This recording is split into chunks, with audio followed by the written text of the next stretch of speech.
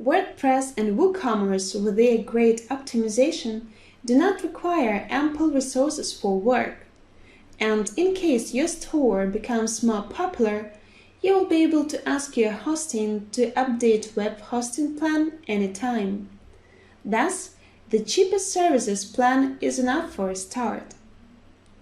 Almost all hosting companies form the service plan in the way for WordPress to work on it.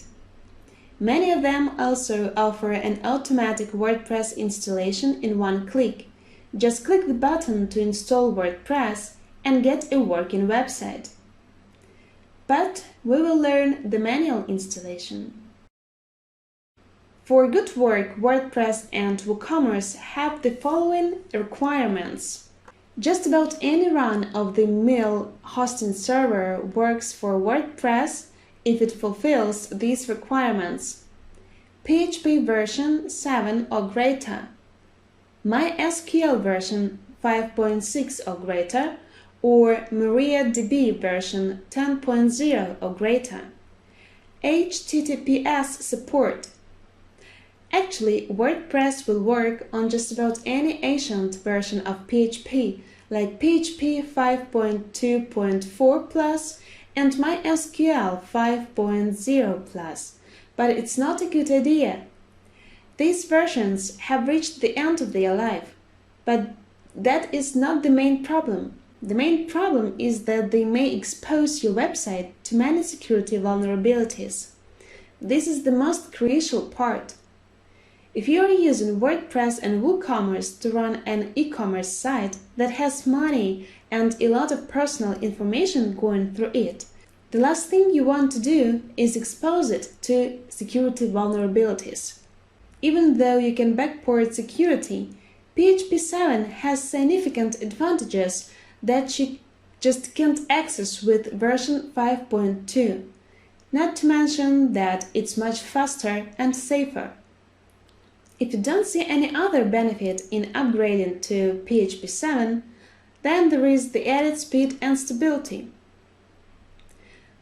The official minimum requirements of WooCommerce are the following: WordPress memory limit of 64 MB or more, 128 MB or higher is better, MySQL 5.6 or greater, PHP 5.6 or greater. WooCommerce 2.5 requires WordPress 4.1 plus.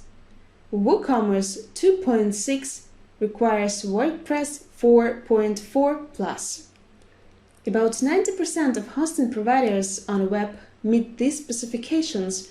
However, WooCommerce requires a bit more to run as it's supposed to.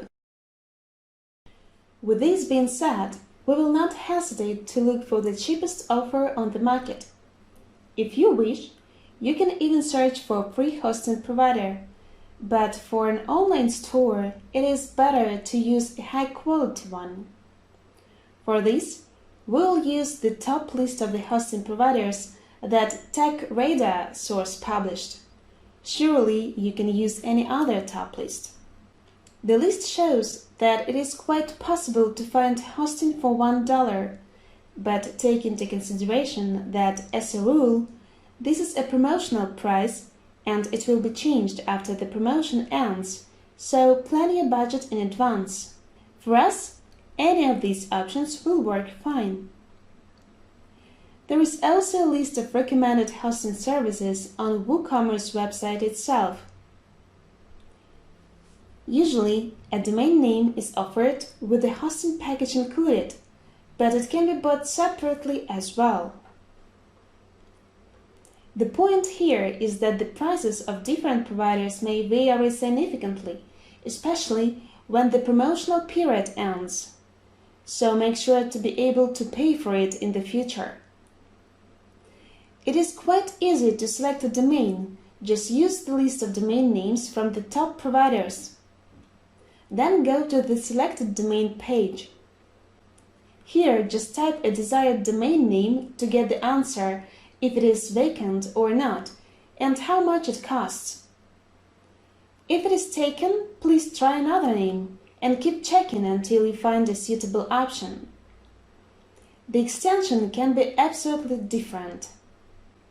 Less popular extensions are cheaper, but it's better to use either local ones like US for the United States or international like com, net, org, store, but they cost significantly more.